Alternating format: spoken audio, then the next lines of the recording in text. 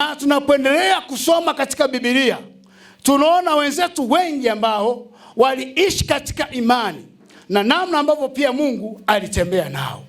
Na tukaja kuona kinachobadilika katika ulimwengu huu ni kitu kinachoitwa majira na wakati.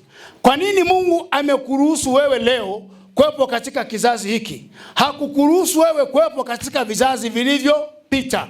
Tukaja kuona huwa Mungu anakuwa na sababu. Na ndiyo maana pia hata wale walioandika Biblia, maandiko yanasema kwa Roho walifunuliwa na wakaandika mambo mbalimbali yaliyohusu nyakati tulizonazo sasa hivi. Lakini anasema wale watu, kwa kuwa Mungu aliwaonesha katika Roho nyakati tulizonazo, walitamani sana katika mwili kufikia wakati tulionao sasa. Lakini bahati mbaya sana mwili una limitation yake ya kuwepo hapa duniani. Na ndiyo maana watu kama kina Danieli ni miongoni mwa manabii 4 wakubwa ambao Mungu aliwapa mafunuo ya ajabu sana, ambayo yatakaa mpaka Kristo atakaporudi tena mara ya pili. Na ndiyo maana kuna jambo moja Danieli aliongea, alisema nyakati za mwisho maarifa yataongezeka, watu wataenda huku na kule. Kwa hiyo tunaishi katikati ya kizazi ambacho sasa hivi teknolojia imekuwa kubwa, na haya maarifa ni Mungu mwenyewe aliyaruhusu yafanye kazi kwa wakati huu tulionao. Lakini cha ajabu, unakuta kina Danieli mambo haya waliyaona kabla hata babu yako hajaja duniani. Ndivyo watakavyogundua kwamba Mungu ni wa ajabu sana. Sasa kama Mungu ameturuhusu sisi kuwepo katika wakati huu, nisema jambo la kujiuliza, ni kitu gani ambacho Mungu anataka kuwekeza ndani yetu? Kwa hiyo Mkristo yote pasipokuwa na imani bado hajaweza kumpendeza Mungu. Na unaposoma Yohana sura ya 3 mstari wa 17, Yesu anasema watu wengi watahukumiwa ulimwenguni kwa sababu ya kutokumwamini Yesu Kristo. Lakini pia wakati mwingine unaweza ukasema umemwamini Mungu, kweli yupo, lakini ukumbuke nisema imani inaenda na vitendo. Mtu anayeamini Mungu yupo atafata ni nini ambacho Mungu anataka afanye kupitia mtu yule. Haleluya. Kwa hiyo tukaona pasipo imani haiwezekani kabisa kumpendeza Mungu. Tuliangalia Ibrania 11 mstari wa 6. Na nikasema somo letu hili limegawanyika katika vipengele kadhaa ambavyo nitaweza kukushirikisha mtu wa Mungu, ili mtu wa Mungu wewe upate kuimarika na kupitia imani hii uweze kuyaona matunda ya imani. Amen. Kwa hiyo, lakini pia ukumbuke nilisema unapojengwa katika imani bado pia ibilisi hawezi akacheza mbali na wewe, kama ambavyo pia tunaona Adamu na Eva walipopewa jukumu la kuitunza na kuiendeleza bustani ya Edeni. Bado maandiko yanasema kwamba nyoka alikuwa ni mwelevu kuliko wanyama wengine wote wa mwituni. Akapata nafasi ya kuingiza neno la hila kwa Hawa. Hawa naye akamwelekeza mume wake yale ambayo ameelekezwa na nyoka. Mwisho wa siku wakatoka katika hali ya kumtumaini na kumtegemea Mungu, wakategemea akili zao wakakwama. Na mwisho wa siku wakajikuta wako uchi. Kwa huruma zake Mungu akatengeneza tena mazingira mengine ya kuwavika vazi jipya la wokovu. Kama ambavyo pia hata wewe leo unakutana na changamoto nyingi zinazohusiana na imani. Unaweza ukawa unajengwa hapa, lakini huko nje siwezi nikajua unashinda unakutana na nani. Na ukumbuke nisema imani ni ya mtu na Mungu wake. Wakati mwingine unaweza ukawa na mke ambaye bado imani yake kawa chini akakutoa katika imani, lakini wewe uliye strong katika imani inatakiwa msaidie huyo. Yawezekana pengine akawa mke yuko vizuri, lakini pia baba akawa ana shida. Kwa tunapopata nafasi namna hii, Mungu anatusaidia kujilevo ili tuyaone matunda ya imani. Amen. Lakini kubwa na la msingi nilisema imani inaturudishia uhusiano mzuri na Mungu ambaye ni baba yetu aliyetuleta katika ulimwengu huu. Kuna mtu mmoja hajaelewa hilo. Unaposoma Yohana 1:12 inasema wote waliompokea aliwapa uwezo wa kufanyika watoto wa Mungu. Anasema ndio wale wanaoliamini jina lake. Maana yake ukishaamini tayari wewe una haki ya kuwa mwana wa Mungu. Nilisema Mungu ndiye baba yetu aliyetuleta katika ulimwengu huu. Tunapokutana kanisani kwa mafunuo ya aina tofauti, Mungu anataka kupitia uhusiano huu tukae vizuri na yeye ili majibu yatokee katika maisha yetu. Na nilisema ni mfano wa mzazi ambaye ana mtoto chini ya miaka 18 hawezi akamhudumia. Ndio maana kwa mujibu wa sheria zote duniani, mzazi huyu akipelekwa mahakamani anaweza akafunguliwa kesi ya jinai kwa kuwajibika kwa kuto kumtunza mtoto ambaye yeye mwenyewe alimleta duniani kwa mapenzi yake, si kwa mapenzi ya huyo mtoto. Kuna mtu hajanielewa vizuri? Kwa hiyo hata sisi Mungu alituleta duniani kwa mapenzi yake yeye mwenyewe. Kwa hiyo tuna haki ya kumfuata, kumshirikisha mambo ambayo tunayahitaji. Lakini jambo la kwanza, ili tumsogelee Mungu, lazima tuwe na uhakika kwamba yeye ni Mungu na ni baba yetu. Kama ambavyo pia katika mwili mtoto wa kwako ana haki ya kukufuata na kukushirikisha mahitaji ulio nayo. Lakini pia itategemea sasa, je, huyu mtoto anakuamini kama unaweza ukafanya mahitaji kwake au la? Ndivyo ambavyo pia hata Mungu anatutazama, wapendwa. Amen. Kwa hiyo kitendo cha mtu kuwa mbali na Mungu ni hatari. Maana yake mtu huyu anaanza kuzitumainia akili zake, na lazima ujue mbele kuna kukwama. Kwa kuwa sisi tumekwisha kumwamini Kristo, lazima kwamba tuamini Mungu ni baba yetu. Ndio maana Yesu alipokuwa akiwafundisha wanafunzi wake sala ya Bwana, akasema mnaposali semeni maneno haya: Baba yetu uliye juu mbinguni, jina lako litukuzwe. Lengo lake lilikuwa nataka wale wanafunzi lazima wajue kama Mungu ndio baba yao. Sasa katika ulimwengu huu tuna watu wengi wamekengeuka katika fahamu zao, wanajiona kama wao ndio walijileta, wanashindwa kumshirikisha Mungu mahitaji walio nayo. Na wakati mwingine wanapoalikwa kuja kanisani, wanaona kama kanisani kuna wabana, kwa sababu tayari ulimwengu unawavuta. Lakini wanashindwa kujua kama ambavyo nimeongea siku za nyuma. Unaposoma Ibrania 9:27 inasema baada ya kifo ni hukumu. Na ndio maana watu hawa yamkini pengine kwa kutaka mafanikio ya haraka, anaona akifanikiwa yule mganga hata mbana katika masharti ya kuupenda ulimwengu. Lakini mtu anaona kija kanisani ataelekezwa maisha yenye viwango vya utakatifu, kwa wanaona ni kazi. Lakini mwisho wa siku Mungu anapowatandika, wanaanza tena kutafuta msaada wa Bwana. Wewe mtu wa Mungu uliyepata nafasi leo, nafasi au fursa hii ya imani, usiitumie vibaya, kwa sababu Mungu anao mpango mzuri na wewe brother. Sijaona mtu mmoja mwenye akili akijipigia makofi. Haleluya. Na ndio maana tukiangalia andiko moja kwenye Mathayo 17:20, Yesu akawaambia, kwa sababu ya upungufu wa imani yenu.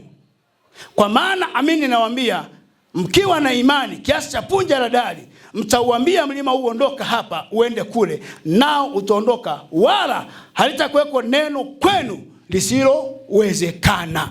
Kwa hiyo leo mtu wa Mungu, nataka twende mbele kidogo, tukaangalia sasa misingi ya imani. Kama kila jambo katika ulimwengu lina utaratibu wake.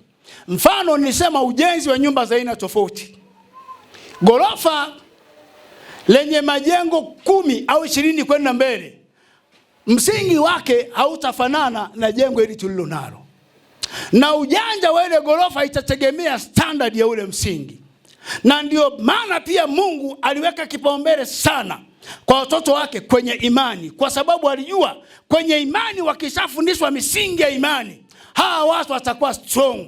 Na ndio maana Yesu alisema mtu anayesikiliza maneno haya na kuyafanyia kazi atafananishwa na mtu mwenye akili aliyeijenga nyumba yake juu ya mwamba imara.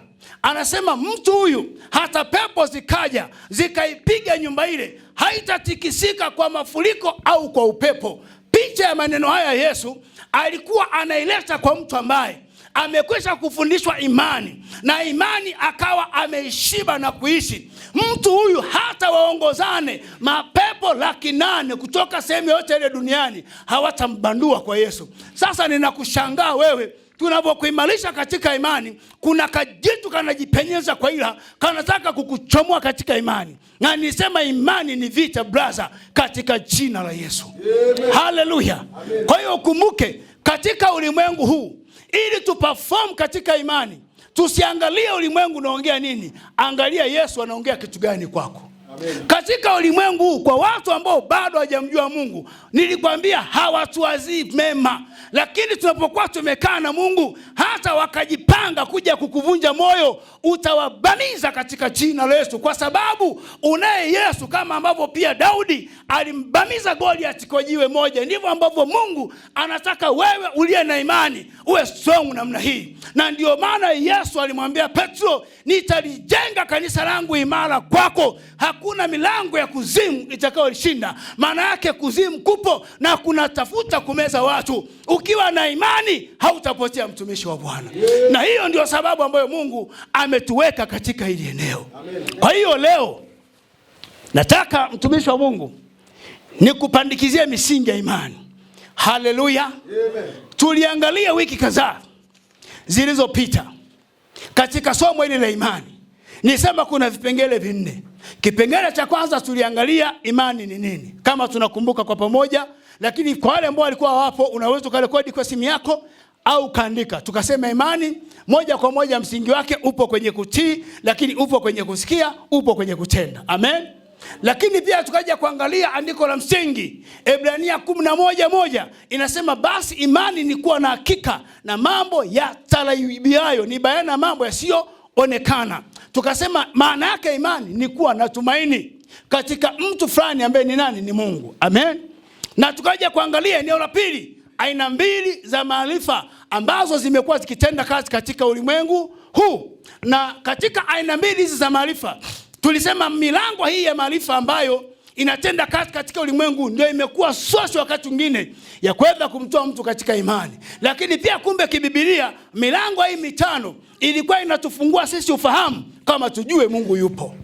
Kwa sababu nilisema kuna vitu ambavyo ni natural, ni vitu vya asili ambavyo hakuna mwanasayansi alivibuni duniani, lakini vitu hivi vipo vinamsaidia mwanadamu.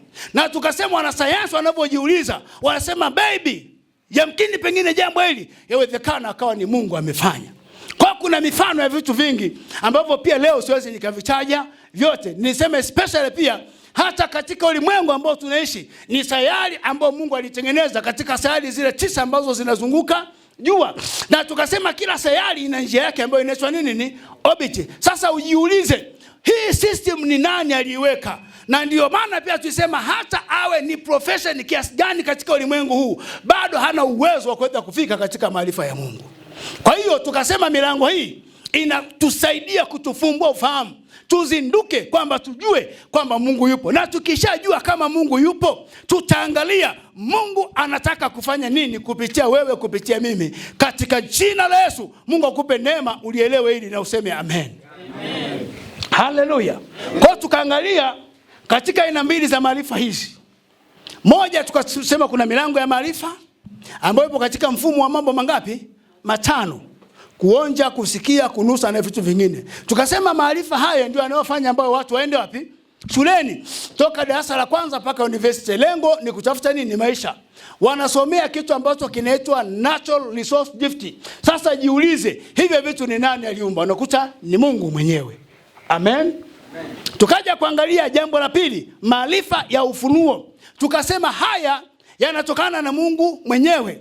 Na nisema maarifa haya hayaweki msingi juu ya milango 5 ya ufahamu au kufikiri kwa kawaida, lakini juu ya jambo jingine katika kweli yote ya neno la Mungu. Na tukasema maarifa haya ya funuo hupokelewa kupitia roho ya mwanadamu na uelekezwa kama hekima ya Mungu. Na tukaangalia Wakorintho 2:5-7 anasema, maana tunaenenda kwa imani si kwa kuona. Na ndio maana Mungu anapomwita mchungaji na kuwekeza ndani yake lamani, jambo la kwanza kabla wewe haujaja katika mwili, Mungu anaanza kumuonesha mchungaji katika ulimwengu wa roho, anampatia nguvu ya kuyasimamia maono hayo. Na maono hayo ndio ninakushirikisha wewe kama mwana wa Mungu aliyetengeneza njia ili mimi na wewe tufahamiane. Tukishafahamiana tunajua sasa Mungu ndani yetu ameweka mission ya aina gani. Kwa nini usijipigie makofi? Kwa sababu Mungu amekuamini kama mtumishi wa Bwana wewe. Shalom, shalom. Haleluya. Kwa tukasema tunapokuja hapa tunaanza sasa kuelekezwa ramani ya kazi ya Mungu. Nisema sisi ni tofauti na watu wa kidunia. Mtu anayeamini hata kama kanisa litakwenda kuanza chini ya mti, mtu huyu akifundishwa imani hata kuwa na mashaka, kwa sababu nisema imani inakuwa. Tuliona mfano wa Yesu unaposoma Luka 2:40 na Luka 2:52. Anasema yule mtoto akakuwa akiongezeka kimo, akimpendeza Mungu pamoja na wanadamu, na hekima ya Mungu ikawa ndani yake. Hekima ni ufahamu maalum ambao Mungu anatia kwa mtu kama wewe ambaye umeamini kwanza pasipo kuona. Na hiki ndio kitu ambacho Mungu anakitarajia kutoka kwetu. Haleluya. Haleluya. Kwa hiyo imani ina safari.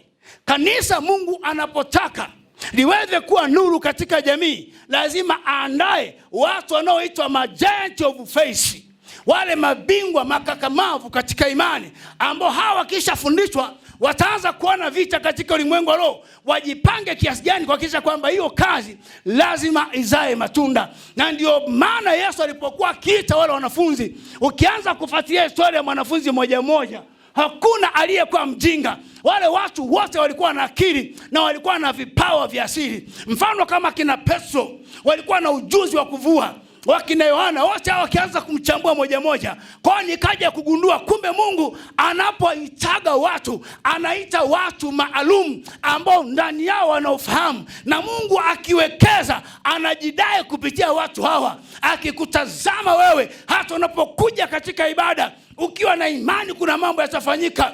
Hata ibilisi akupige skadi ya kutumia mazingira utamshinda. Utasema kwa sababu neno la Mungu lina uwezo wa kubadilisha mazingira katika jina la Yesu. Na Mungu anakuletea ndani yake neno la ushuhuda, kama ambavyo pia Petro alitembea juu ya maji na maji yakamtii. Maana yake ndivyo ambavyo Mungu anakutazama hata wewe. Ukitembea katika imani hiyo, lazima kuna kitu kitatokea katika ile eneo, kwa sababu Bwana amekuamini. Amekuita mtu ambaye tunasema kwa Kinyatosa ulina mahala, kwa Kiingereza tunasema mtu ambaye wa so clever, kwa Kiswahili tunasema mtu ambaye anajitambua. Kwa sote tulioka hapa tunajitambua, na ndio maana ibilisi hatuwezi hata alike mawakala wa kipepo kutoka sehemu mbalimbali.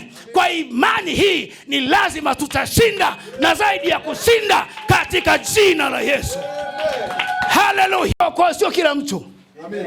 Kwa leo mtu anakuambia hivi pale mahali ni kama mueleweki. Wewe ukiwa na ujasiri na roho wa Mungu, mwambie atueleweki kivipi? Unataka tutembee uchi tukufurahishe wewe? Amen. Kuna watu wana maneno ya ajabu. Haleluya. Hii ni kazi ya Mungu. Amen. Na Mungu ana utaratibu wake, na anataka kutengeneza historia katika mtaa huu. Na ndio maana kanisa linapokwenda anataka majirani washuhudie kutoka hatua moja kwenda hatua nyingine. Amen. Na Yesu Kristo ndio maana amekuleta wewe. Ametambua ni mtu ambaye una akili. Ametambua hautamwangusha. Ametambua tutapambana mpaka mwisho na kitaeleweka kwa jina la Yesu. Haleluya.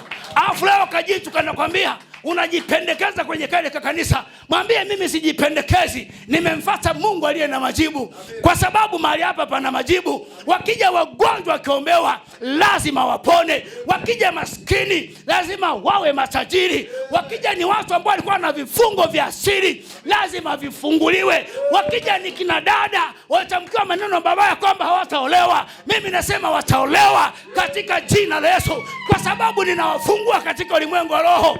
Waje kina kaka ambao wanasema nyinyi mlikuwa mweleweki, leo watu hao watafunguliwa, wataitwa ni watumishi wa Bwana, na wakitembea katika mtaa na ni kweli itaonekana wanamwakilisha Yesu. Kwa hiyo naanza nataka nikutie moyo kwamba Mungu amekuamini. Hakuna kitu chochote kutoa katika imani wewe, na baraka zako ziko hapa. Ibilisi atake asitake na ashukuriwe Mungu kwa imani. Tulianza pasipokuwa na vyombo, lakini Bwana akainua kijana wangu moja akasema yawezekani injili hii iwe inaishia ndani. Lazima tufunge vyombo. Wanaogoma kuja walioko manyumbani lazima sauti ipenye, wajue kama tunaye Yesu.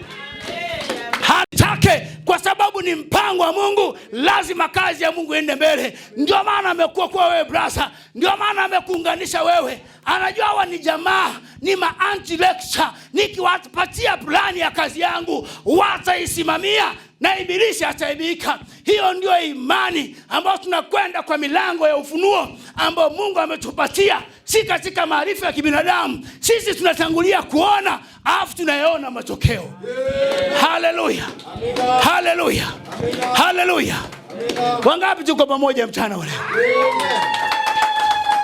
Kwa nisikilize ndugu yangu, Mungu hawezi akaweka kanisa katika mji lisiwe na majibu. Maana yake ameona matatizo walionayo watu. Amen. Na watakapo kanyaga wengine hata pasipo kuombewa, lazima majibu watapokea. Amen. Kwa sababu ndivyo Yesu alivyo. Amen. Na ndio maana pia hata waimbaji wa pambio walisema kila mahali alipopita Bwana alitenda mema, na hata hapa Bwana atakwenda kutenda mema. Amen. Katika jina la Yesu. Haleluya, haleluya. Sasa hebu tuende mbele kidogo. Msingi wa imani. Msingi wa imani ni kuwa na imani kwa Mungu katika kweli tatu. Unaweza kaandika hapo. Msingi wa imani ni kuwa katika imani kwa Mungu katika maeneo makuu matatu. Au kwa nyingine unaweza kusema kwamba imani kwa Mungu iko katika kweli tatu. Hilo ndio jambo la msingi ambalo unapaswa kulielewa mchana wa leo. Shalom, shalom. Shalom, shalom. Shalom, shalom. Haleluya. Nataka nikurejeshe uwe pamoja nami katika ibada hii. Nimesema msingi ni jambo la msingi sana. Ndio maana mimi hata nikija kwenye ofisi yako sana, jambo la kwanza kabisa nitaheshimu mtaji ambao uko pale. Ule mtaji ndio ambao unasababisha kazi ya Mungu iende. Ule mtaji ndio unasababisha ukimuona chef Tanzania kama kametoka Marekani hivi, kumbe ametokea hapo juu. Ni ule mtaji. Haleluya. Ule mtaji ndio unaosababisha Raymond atunze kazani tumashavu kama katoto ka waziri. Haleluya. Kwa hiyo mimi kama baba, kama nitakuwa sina hekima nikasema dogo tuchezee mtaji huu, hapo sitapigwa. Amina. Au si ndio ukweli? Wewe mkorofishe mlokole utaona. Haleluya.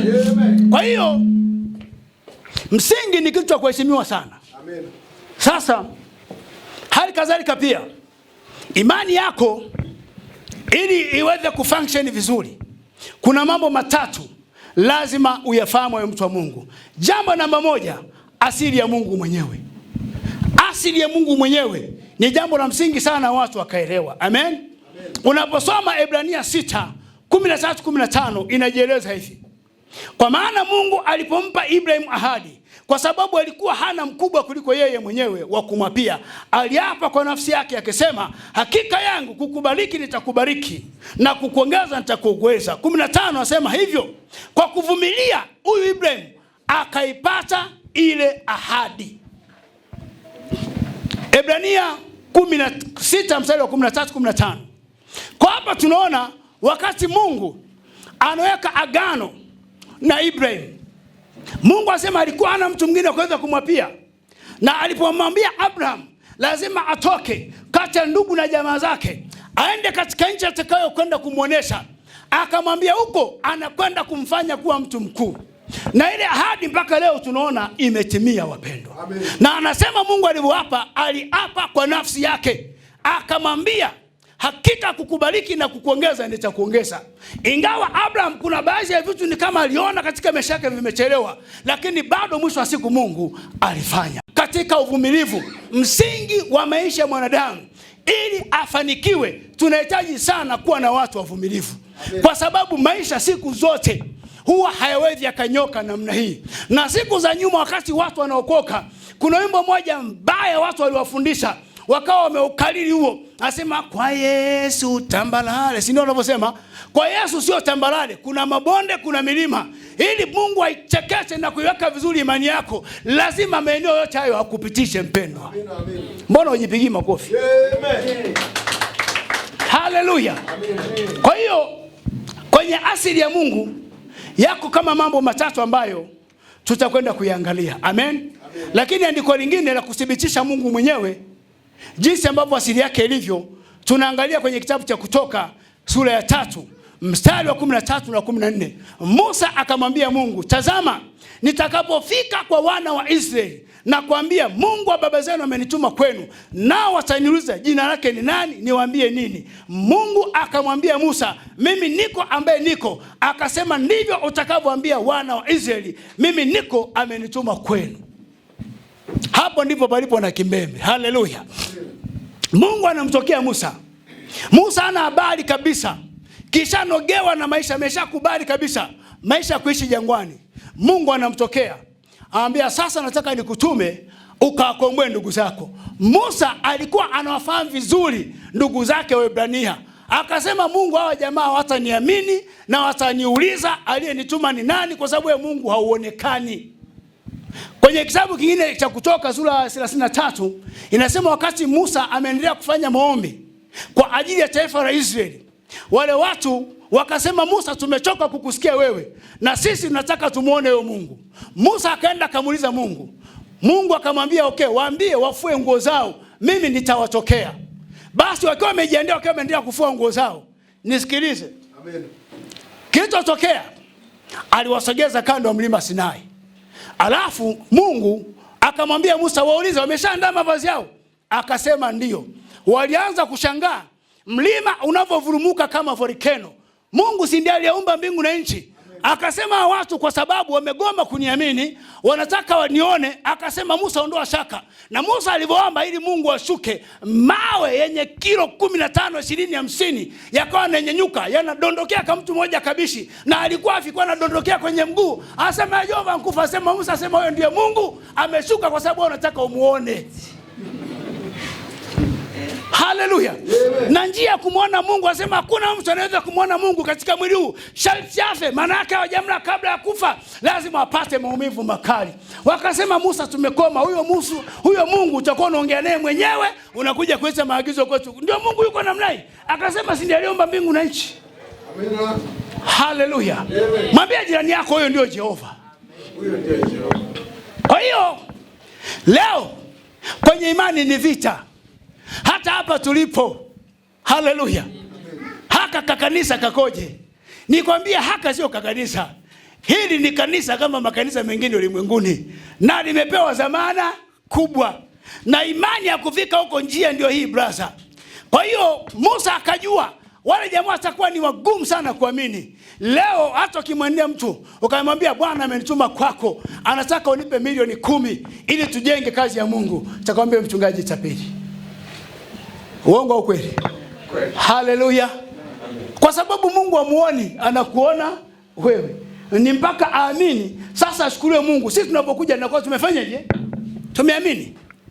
Nakumbuka kipindi fulani wakati niko Dar es Salaam, ndio kuna eneo sasa tumepata, inatakiwa pale lipate kulipiwa. Nikatazama vijana wangu ambao nilikuwa nao pale. Kuna mmoja aliyekuwa anaitwa Morris, kama Morris wa hapa. Akasema, mtumishi, hapa ni ngumu. Na ile eneo tumepata ni kwa mama moja Mchaga, anaitwa Bibi Mnoko. Si unajua vile Wachaga wanavyopatana na fedha. Nikamwambia yule Bibi Mnoko kwamba Mungu amenituma tufanye huduma hapa. Akasema, Yesu na Maria mwanangu, ila mimi nakunyoga mbege. Mmekuja na milioni ngapi? Kaambia, mama, sina milioni, nina imani. Haleluya. Amen. Lakini mwisho wa siku akasema tutafute kiasi kidogo. Bwana akanikumbusha kuna bwana mmoja ni ndugu yangu wa kiroho, ni meneja pale Tazara Dar es Salaam, anaitwa Justin. Nikamwambia, mtumishi wa Bwana, tumekuja, tumekwama kule, kuna jambo limetubana. Mungu alinituma kwa mtu mmoja ambaye alikuwa anaelewa. Alitoa hela ya miezi 8. Muulize jirani yako, je, wewe ungeweza? Je, wewe ungeweza? Amina. Haleluya. Amen. Watu kwenye fedha akili zao zimeharibiwa. Na hili somo atakuja kufundisha kwenye imani. Kwa nini Mungu anasema fedha na dhahabu ni mali yake? Kwa hiyo kwenye mtiririko wa mafundisho haya, ndakapo unakuwa nakwenda kuhitimisha, kuna vitu vingi vitazaliwa ambavyo Mungu anataka tujifunze. Amen. Na baada hapo tutaingia kwenye ibada ya meza ya Bwana. Tukitoka kwenye ibada ya meza ya Bwana tutakuja kwenye ubatizo wa maji mengi. Lakini si nitakulazimisha, ila Mungu atasema na wewe. Amen. Haleluya. Amen. Tuko pamoja watu wa Mungu. Amen. Kwa hiyo Musa alijua. Mungu akamwambia, wewe usijali, wewe nenda kawaambie mimi niko ambaye Sasa Musa anawaambia wana wa Israeli, anasema yeye yuko ambaye yupo. Wakasema Musa anatutania. Kwa hiyo ilibidi Mungu ampatie ishara za kumlinda Musa. Ndipo wana wa Israeli wakaamini na wakachomoka kwa Farao. Kama ambavyo pia hata leo jinsi ilivyo. Kwa hiyo kwetu hapa ni Mungu mwenyewe ameingilia kati. Hii si akili za kawaida. Na ndio maana nisema wewe ambaye uko hapa, Mungu amekupatia ufahamu wa hali ya juu sana. Amen. Si jambo jepesi. Kwa wale ambao nimeanza nao wanafahamu mazingira ambayo tumepita nayo na namna ambavyo Mungu ameendelea kututetea kwa kila hatua. Kwa hiyo asili ya Mungu ipo katika maeneo matatu ambayo sasa nataka nikushirikishe. Ila kubwa lazima uamini kwamba Mungu yupo. Amen. Yamkini pengine unaweza kuwa unajiuliza, nisikilize nikusaidie. Hebu kila mmoja ajitazame jinsi alivyo.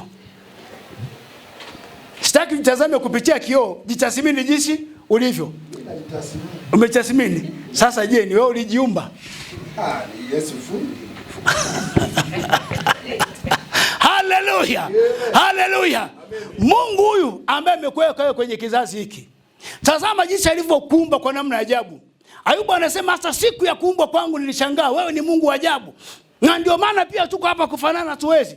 Lakini kuna utukufu ambao Mungu ameweka. Na ndio maana hata ibada ikitoka, unajua nyinyi hamjitathmini. Yaani unafondoka, kuna watu wasema hili kanisa lina magentleman face wa aina hii. Yaani mpaka watu wanatetemeka. Ila sasa kwenye ufahamu bado hawajafunguliwa. Ni mpaka Mungu aingilie kati. Haleluya. Watu wanapokutazama, watu wanapokuona mamami sivyo unavyojiona. Wanaona mamami huyu ana neema ya ajabu. Kwa nini mpaka leo yuko namna hii? Ni Mungu aliyekuwa anakuwazia mema. Kwa ukijitathmini jinsi ulivyo, utagundua kwamba Mungu ni wa ajabu. Ndio maana nampenda mwimbaji moja, alipiga pambio moja nzuri sana.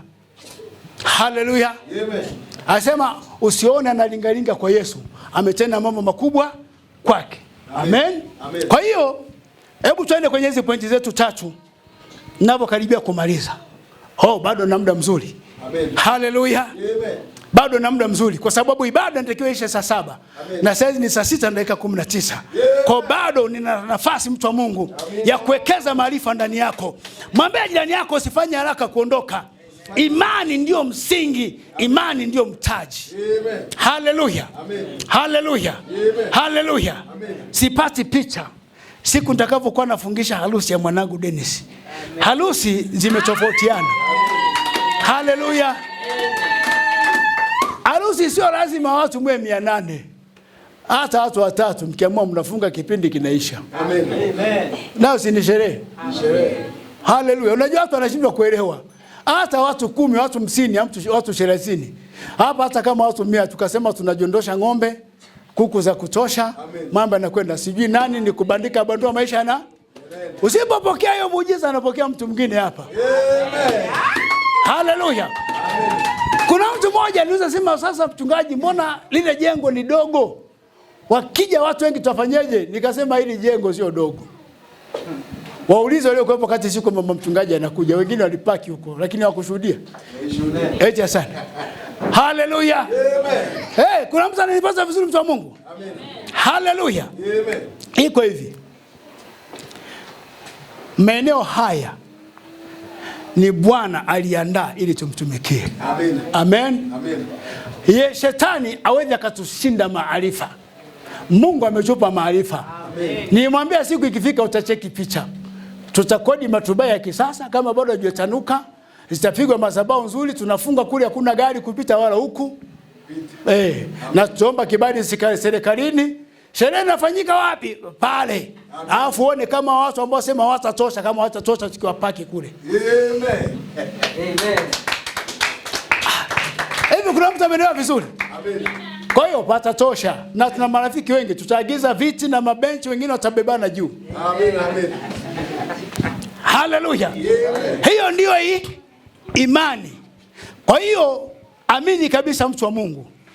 Kuna mambo mazuri yanakuja mbele yako kwa ajili yako. Amen. Amen. Amen. Kwa hiyo nataka tuangalie maeneo matatu. Katika asili ya Mungu kuna mambo mangapi? Matatu. Jambo namba 1, kumbuka kwamba Mungu hawezi kubadilika kamwe. Amen. Yaani Mungu hawezi kubadilika kamwe. Kuna bwana mmoja asema nimemtumikia Mungu muda mrefu. lakini saizi nimechoka. Mungu akasema umechoka. Jamaa akaamua sasa kufuata mfumo wa maisha ya kidunia. Akasema ngoja niende kwenye baa sasa. Kwa sababu Mungu nimeomba walevi hawajaokoka. Mungu nimehubiri watu wananikebei. Na bahati mbaya akaja akapita katika changamoto ya uchumi. Akasema ngoja nikumbushe enzi zangu zile moja. Kweli jamaa kaenda katika baa. Haleluya. Hao watu tunao ndani ya kanisa. Maandiko yanasema hata Dema akiwa Paulo mtume anahubiri anatembea naye. Wakati Paulo anahubiri, kumbe Dema alikuwa anaangalia ule mji unatudem twa aina gani. Kwa jamaa aliporudi kule akaweka mkakati wa kurudi tena. Amen. Haleluya. Amen. Jamaa kaingia kwenye baa. Sasa watu wakaanza kumzomea, mlokole amekuja huku. Sasa ile anashangaa kataka kujifanya na kunywa sasa soda, akaona aibu kuagiza bia. Mara ugomvi ukazuka katika ile baa. Ugomvi umezuka, jamaa akabeba chupa ili ampige jamaa, akakwepa kamdondokea yule jamaa. Akawa na bonge ya gualama hapa. Reception yote karibika. Reception yote Mungu kamwe.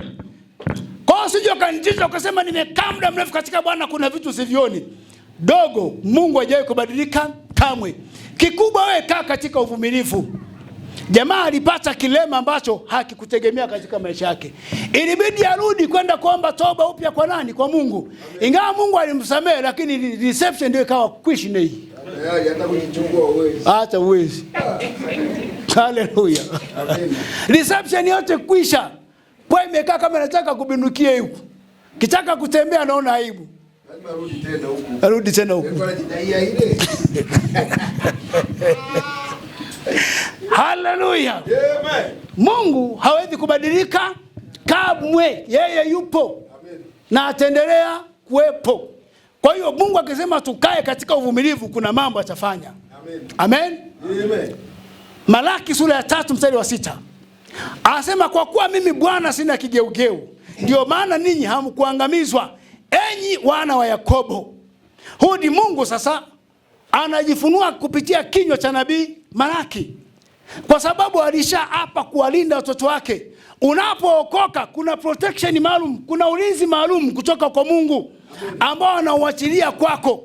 Ili baada mnafanya kazi ya Mungu, hata kama hujaomba, Mungu atakuepusha na watu wabaya. Amen. Wao unadhani kutoka nyumbani kwako mpaka ofisini pako wote wanaokutazama wanakupenda. Wanakuwekea mamitego mengi mabaya, lakini kwa sababu tayari unakuwa umeshakaa katika Mungu, Mungu anakuprotect mtu wa Mungu. Haleluya. Amen. Kwa hiyo lipo pia andiko lingine Yakobo 1:17 mpaka 18. Anasema kila kutoa hushuka kwa Baba wa mianga. Kwake hakuna kubadilika wala kivuli cha kugeuka. Kwa kupenda kwake mwenyewe alituzaa sisi kwa neno la kweli tuwe kama limbuko la viumbe vyake katika ulimwengu huu. Amen. Amen. Tuko pamoja watu wa Mungu. Amen. Sasa hapa bado pia tunaona Yakobo analiweka vizuri jambo hili. Amen. Amen. Walimu wa kwaya na watenda kazi wengine katika kanisa, hawa ni wanadamu, si ndio? Kuna wakati mtu anaweza akakosea, lakini atakapofokewa au atakapoambiwa maneno makali, anaweza kaona kama mchungaji amenizalilisha, si ndio? Sasa nini kitakachotokea? Wengi wanasemaga tuone kama kahuduma katafika mbali haka. Kazi ni ya Mungu, sio ya mtu. Amen. Na mtu anayefanya vitu vya aina hiyo hajawahi kubaki salama. Amen. Kwa hiyo Mungu sio kigeugeu, ila mwanadamu anageukaga. Umuulize Petro. Akamwambia Bwana, kila unakokwenda tutakuwa wote. Yesu akamtazama, akasema wewe dogo, wewe mziki ulioko mbele yangu. Akasema nakwambia kabisa mtumishi. Amina. Tumekula mikate, tumetembea kwenye maji. Sikuachi. Amina. Wakati umefika ukamatwa Yesu, anaona mijeledi ambayo hajawahi kuiona. Wenzio watu wameshatawanyika, akaona ngoja asikilizie ile ngoma taratibu kwa mbali.